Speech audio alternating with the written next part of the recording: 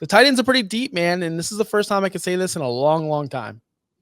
Yeah, but they are deep. But at the same time, like once you get past, I don't know, tight end 12, they all become the same, in my opinion. I'm bored with them. It's still there's still not enough of them to justify running 2 tight end sets in fantasy unless you have 2 of the top 10 guys.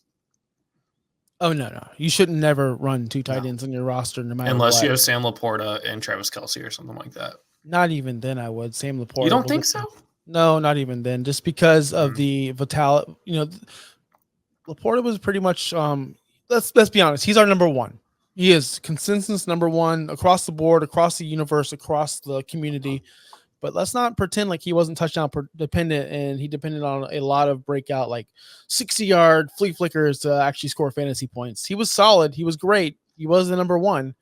But if Travis Kelce played more weeks, Kelce would have finished number one. And if Hawkinson stayed healthy, he would have finished above Laporta as well. So let's not pretend like Laporta didn't get a lot of help finishing number one last year. Let's not pretend. Just saying. Just throwing it out there. But we'll get into it. So on the tier one, we do have Sam Laporta at 1 and Mark Andrews at 2. And that is the tier. That's where we finished the tier 1. What are your thoughts on that, Justin? Because I know you're a Mark Andrews hater. I hate Mark Andrews' age in history. He has been very good. Not gonna lie, tight end 5, 6, 1, 4, and then last year 15 after missing 8 of his 18 games. How is he gonna bounce back from that? That's my only question. It was a kind of a not a great looking injury against the Bengals. He's 28 years old. We like to think the time where receivers start falling off. All signs point to the Ravens, getting a wide receiver in this draft because it is such a deep wide receiver class. So that could take targets away from him. Andrews has always been the only target in Baltimore, and I don't see that necessarily being a thing with Zay Flowers already there, with a potential another good receiver coming in. I'm worried that he will fall just a little bit. By fall, I mean I have him at tight end 4 personally. We have him at tight end 2 collectively. So the fall is not great. I just have him the lowest. You do have him the lowest at 4. I have him at 2. Jacob, our producer, has him at 2 as well. I'm pretty sure if Dave was on this podcast, he'd be up there around 2 or 3 area. My thing with Mark Andrews is last season he did, of course, crack that fibula, missed 7 games. 7 out of 9 games he played, though, he was a top 12 tight end. The familiarity he has with Lamar Jackson in that offense, you can't really teach that. That's, been there for a while. 2022, he was also injured, but only missed 1 game. So as he gets older, are we going to start getting hurt more? That's my really concern with Andrews. But let's be honest here. Last year, he had his worst fantasy season probably in a while. He had 12.1 yards per reception with his lowest ever. His lowest by far ever, 12.1 yards per catch. Not great for Andrews. But again, he did finish in the top 12 plenty of times. He only cracked double-digit targets once last season, which is very odd for a player like Mark Andrews, which goes into your Zay Flower twice.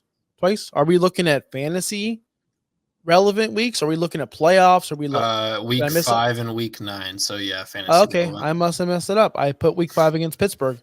Well, who did he play week 9? Week 9 he played against Seattle at home. Well, there you go. I messed that stat up, but guess what? Only 2 times then. Which I thought you would like to see. You would like to see more out of your tight end 1, your elite tier, like the Travis Kelce's of the world and Mark Andrews of the world, because they dominated those top 3 spots for a very long time.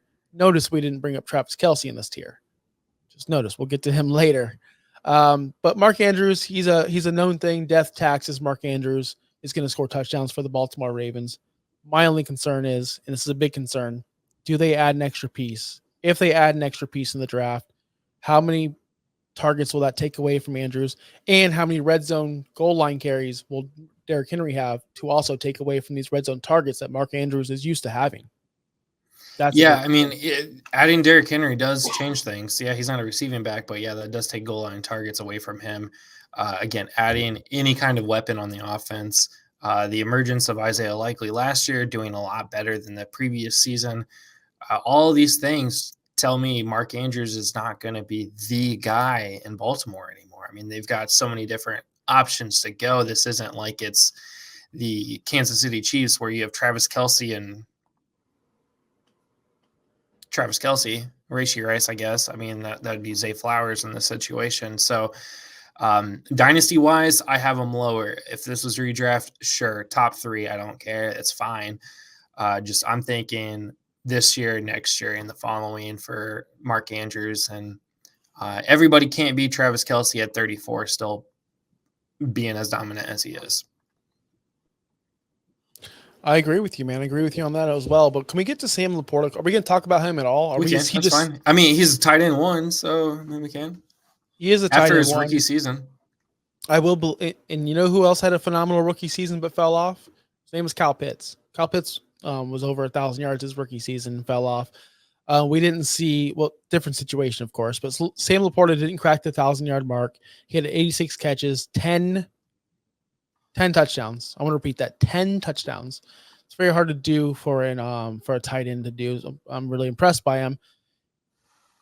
I feel like he was hot and cold, on and off, but then I'm looking at his numbers like he wasn't. He was very phenomenal. He had a ton of catches, a ton of yardage. He was very consistent in the top 15 at least. There was no, tight end 30 weeks, tight end 55 weeks. It was all up there in the top 15.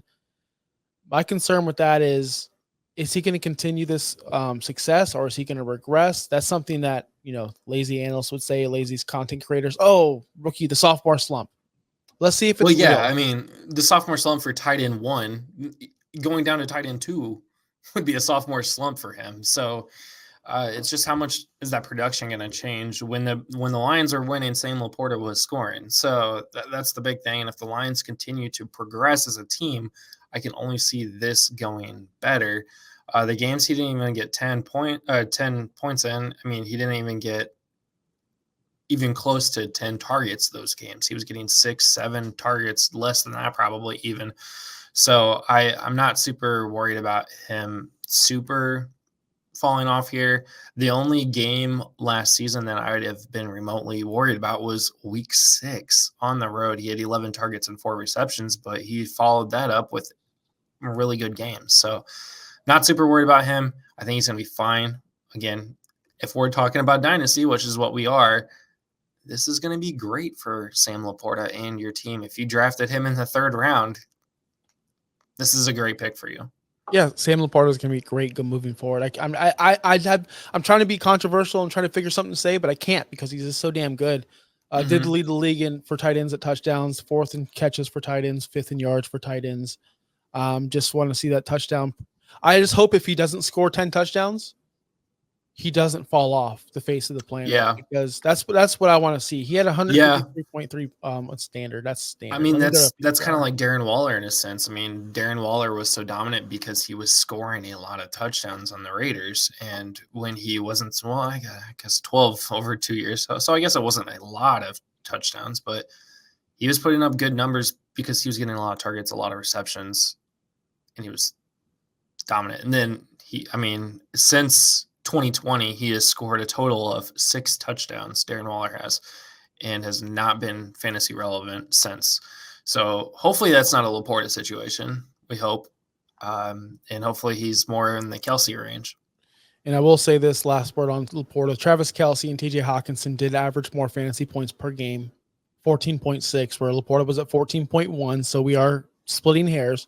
But if Laporta finished 3rd last year instead of 1st, would he be the consensus number 1 for everybody? That's my question. Would he be? Yeah. I mean, still, if he finished 3rd instead of 1st, I would have him as top 2. I don't know if he would be 1 or 2 though. I think he would still be up there just because of his age. I mean, he's 23. He's still young. If he plays like Kelce, he's got another 11 years. Right. And if Hawkinson didn't get hurt, and he continued. Yeah, it is true. I mean, if Hawkinson didn't get hurt, he probably would have finished 1st. He finished 4 in 15 games. So I would still probably have Laporta up there. Hawkinson is, yes, he's younger, but than Kelce and Kittle is, but I'd still have Laporta as 1. I would still have if Hawkinson didn't get hurt, I think I'd have Hawkinson number 1.